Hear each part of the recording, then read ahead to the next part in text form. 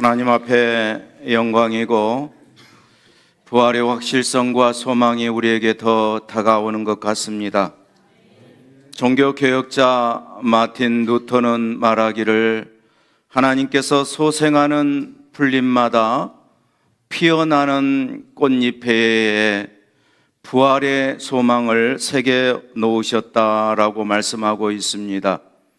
하나님께서 부활의 약속으로 우리에게 주신 자연 환경을 통해서 하나님 만나고 이치를 통해서 하나님의 뜻을 헤아려 가는 복된 성도 여러분 되기를 소망합니다.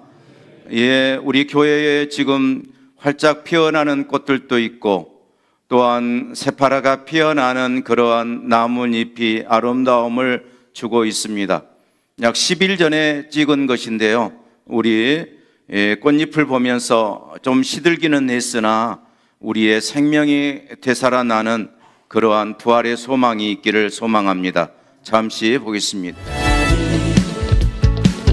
독생자 예수 날 위하여 오시었네. 내 모든 죄 다 사하시고 죽음에서 부활하신 나의 구세주 살아계신 주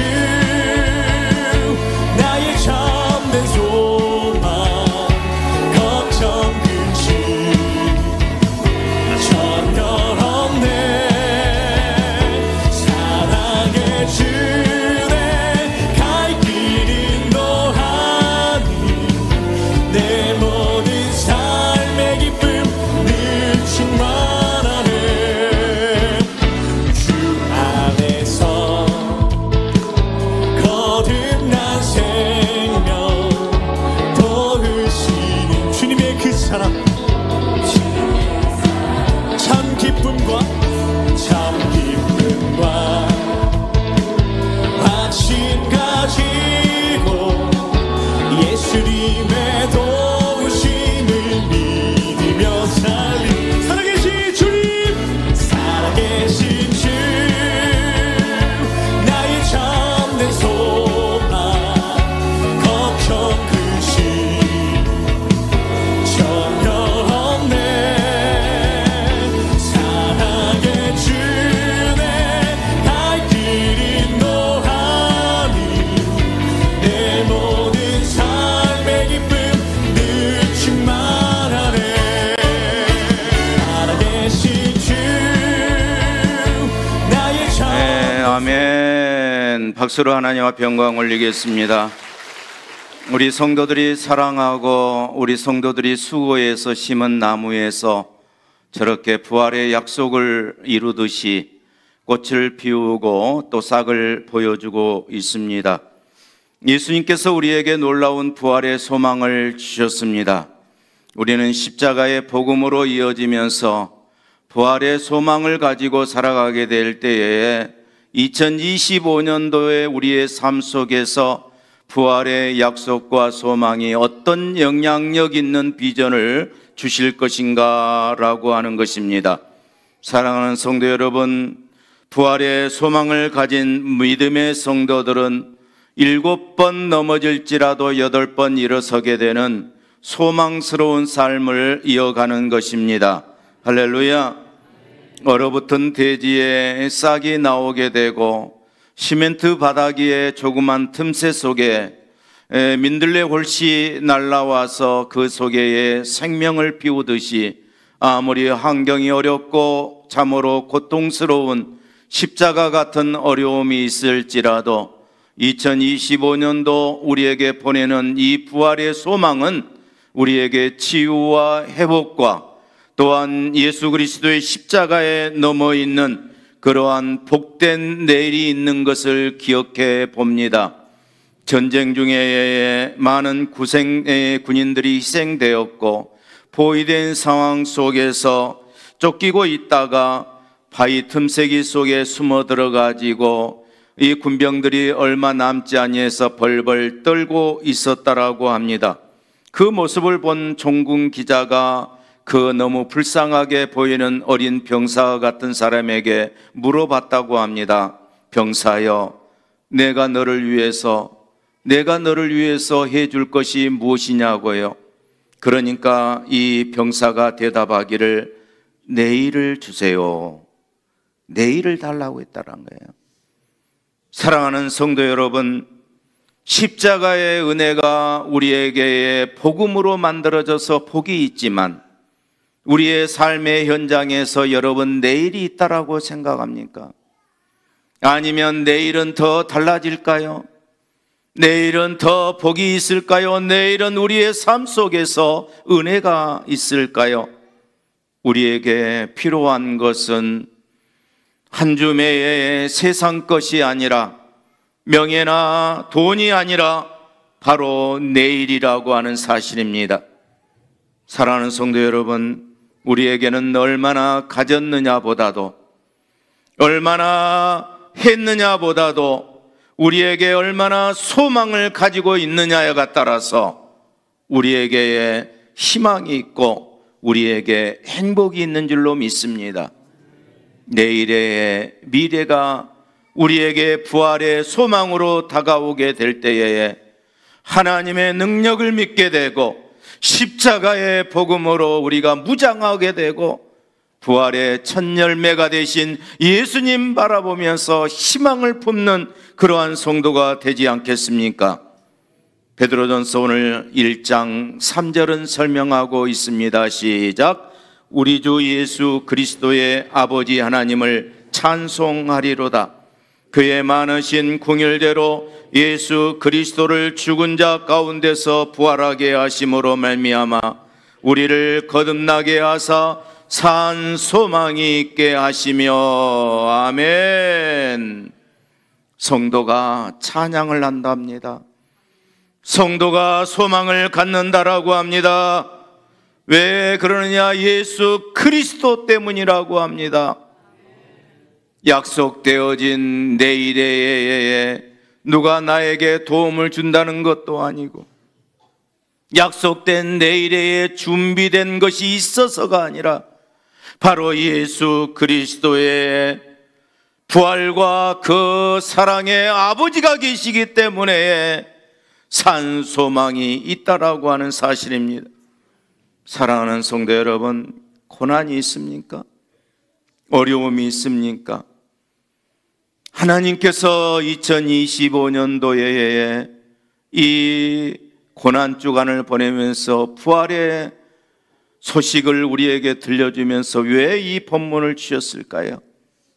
사랑하는 성도 여러분, 고난 중에서 찬송해야 될 이유에 대해서 말씀하고 있습니다. 그 찬송하는 것은 예수 그리스도께서 죽은 자 가운데서 부활하심으로 말미암아 우리에게 거듭나게 하셨다, 거듭남을 주셨다라고 하는 거예요. 우리가 찬송할 수 있는 것은 우리가 거듭난 인생이라고 하는 겁니다. 거듭난 복 있는 삶이라고 하는 것입니다. 거듭남이라고 하는 것은 죄인됨에서 의인으로, 불순종의 자녀에서 이제 순종의 자녀로, 어두움의 자녀에서 이제는 밝음의 자녀로, 빛의 자녀로 태어나게 하여 주셨다라고 하는 거예요.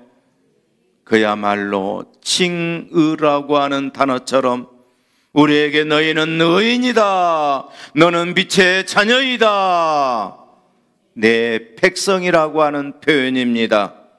우리가 잘나서가 아니라, 우리의 문제가 싹 없어져 버려서가 아니라, 여전히 고통 가운데 있고 여전히 부족함 가운데 있고 여전히 미래의 불확실성을 가지고 있지만, 그럼에도 불구하고 다시 한번 2025년도에 부활의 소망으로 이 베드로전서를 우리에게 주신 것은 거듭난 백성이니 산 소망을 갖게 하심이라. 할렐루야. 산 소망이 무엇입니까? 산 소망은 썩어질 어두움의 소망과 비교되는 것들입니다. 우리에게 예수 그리스도의 부활로 말미암아 가능케 된 이 소망은 이 땅의 것보다 저 하늘의 소망이 있기 때문에 죽음을 넘어서는 소망인 것입니다. 할렐루야. 잠시가 아닌 영원한 소망을 우리에게 주셨다라고 합니다. 성도는 영원한 소망의 가치를 두고 있기 때문에 저급한 이 땅의 것 가지고 여러분 나무라지 않습니다. 여러분 포기하지 아니하고 낙심하지 않습니다. 고난 중에서도 거듭난 백성은 산 소망이 있는 것은 바로 소망이 저 너머의 미래에 다가올 영원한 복이기 때문에 그렇습니다. 더군다나 우리의 생활 속에서, 우리의 삶 속에서 이 부활의 소망을 갖고 있는 성도들에게 하나님의 역사하심이 있기를 축원합니다. 저 프랑스 노르망디에 그랑빌이라고 하는 시골 마을이 있었습니다. 그곳에 디올이라고 하는 아이가 태어나서 청년으로 자라고 있습니다. 그 아버지의 직업이 비료를 생산하는 그러한 공장을 운영을 했다고 합니다. 그런데 봄바람이 살랑살랑 불어오게 되면 이 비료에 생산하는 그 공장에서 냄새가 아주 안 좋은 그러한 썩은 냄새가 나는 겁니다. 그래서 사람들이 눈살을 찌푸매하면서 고통스러워하면서 이 가정에 대한 불평함을 쏟아내는 것입니다. 그런데 그 불평함의 하나가 뭐냐면 이 자라난 이 생명 있는 이 아이에게 덮어 씌워버리는 겁니다. 그래서 인사하는 것이 디올에게서 냄새가 난다 그래요. 디올 냄새가 난다. 디올 냄새가 난다라고 하는 것은 지금 이 냄새가 안 좋은 냄새라고 하는 거예요.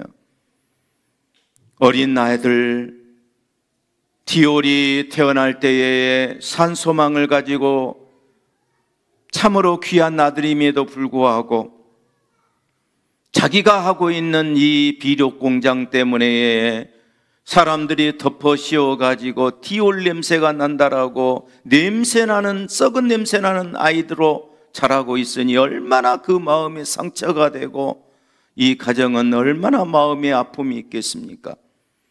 그래서 이 어머니가 착안을 하는 것이 이 아이에게 환경을 조금 바꿔줘야 되겠다 싶어져서 마을 사람들도 설득하면서 해야 되겠다 싶어져서 그 악취를 제거하기 위해서 공장 주위에 모든 땅만 있으면 거기에다가 꽃을 심는 거예요. 향기 나는 그러한 꽃을 심었습니다. 그 꽃을 바라보면서 이 디올이 자라나게 되는 거예요. 그러면서 바로 성장해서 디자이너가 됩니다. 그 디올이 바로 크리스찬 디올, 우리에게 유명한 옷의 디자인, 향수를 주는 사람이 되었습니다. 그 꽃을 보면서 자라나면서 사람들의 처음에 이 시각은 디올 냄새가 난다고 손가락질 받았지만 그 어머니의 지혜로 말미암아 꽃을 바라보면서 그 꽃의 곡선과 아름다움 속에 여성의 아름다움을 표현하는 그러한 디자이너가 나왔고, 향수를, 유명한 향수가 여기에서 꽃의 향기에서 나왔다라고 합니다. 그래서 유명한 브랜드로 지금까지 사람들이 좋아하는 그러한 명품의 브랜드가 되었습니다. 지금 우리도 고난의 여정을, 터널을 보내고 있습니다. 그 영광이, 그 고난이 우리에게 다시 영광으로 회복이 되고 우리에게 아름다움으로 부활의 소망을 갖는다라고 하면 얼마나 복되겠습니까? 오늘 본문 베드로전서 1장 5절은 말씀하고 있습니다. 시작. 너희는 말세에 나타내기로 예비하신 구원을 얻기 위하여 믿음으로 말미암아 하나님의 능력으로 보호하심을 받았느니라. 아멘. 베드로전서 베드로의 배경은 그렇습니다. 이 신앙 때문에 박해당하고 고통스러워하는 그러한 이 환경 때문에 어려워지고 있는 십자가의 암울한 골고다 언덕 같은 그러한 환경이 지금 어려움을 힘들고 있습니다. 그러나 성도들에게 예비된 구원을 바라보면서 산 소망을 갖게 한 부활의 소망을 던져주고 있습니다. 보호하심을 받았다라고 말씀하고 있습니다. 이 본문에 보면 군사적인 용어라고 알려져 있습니다. 적의 공격으로부터 백성을 보호하기 위해서 도시 안에 만들어진 요새와 같은 곳이라고 하는 겁니다. 사방이 아무리 우겨 싸움을 당하는 그러한 고통스러움이 있습니까? 질병이 있고 환경 때문에 또한 살아가는 관계 때문에 여러 어려움이 있습니까? 이 안에 견고하게 쌓여있는 그러한 요새처럼 하나님께서 우리 성도들을 산소망으로 보호해 주신다라고 하는 약속의 말씀입니다. 사랑하는 성도 여러분, 이것이에요. 2025년도에 더 나은 내일이 있는 우리에게의 미래가 열려질 것을 성령 하나님께서 이 시간 우리에게 주시고자 원하십니다. 여러분에게 슬픔이 있고 낙심이 있고 고통이 있다라고 하면 그 십자가의 암울함 속에 골고다 언덕에 해골의 의미가 있었지만 거기에서 다시 한번 생명의 범의 언덕을 이루었듯이 예수 그리스도의 십자가의 역사가 우리에게 나타나기를 소망하는 것입니다. 하나님께서 요새를 만들어 주시기를 원하십니다. 하나님께서 천군 천사를 동원해서 여러분을 보호해 주시기를 원하시는 것입니다. 그래서 성경 시편 18편 2절은 설명하고 있습니다. 시작. 여호와는 나의 반석이시요 나의 요새이시요 나를 건지시는 이시요 나의 하나님이시요 내가 그 안에 피할 나의 바위시요 나의 방패시요 나의 구원의 뿌리시요 나의 산성이시로다. 아멘.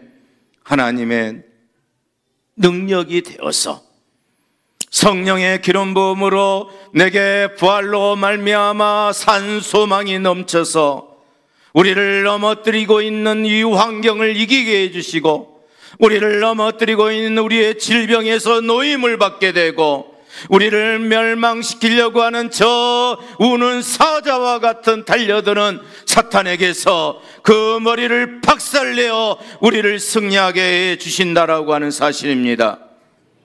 하나님께서는 우리 성도에게서 단 한순간도 눈을 다른 데로 돌리지 아니하시고 졸지도 아니하시고 주무시지도 아니하시면서 우리를 돌봐 주신다라고 하는 사실입니다. 왜요? 여러분은 예수의 피로 값주고 산 너무너무 소중하기 때문에 그렇습니다. 이 목사가 한 사람 정말 소중합니다. 정말 여러분은 귀한 분이십니다. 그런데 그 하나님의 사랑이 독생자를 아끼지 아니하시고 여러분을 내어 주시기까지 그 어느 누구가 사랑하는 것보다 더 여러분을 사랑하신다라고 하는 거예요. 그 사랑이 여러분에게 있습니다. 그래서 이사야 31장 5절은 그렇게 설명하고 있습니다. 이사야 31장 5절에 새가 날개치며 그 새끼를 보호함같이 나 만군의 여호와가 예루살렘을 보호할 것이라.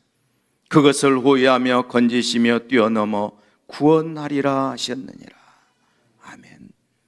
사랑하는 성도 여러분, 옆 사람하고 인사 한번 하십시다. 당신은 하나님께서 사랑하신 분이십니다. 인사하십시다.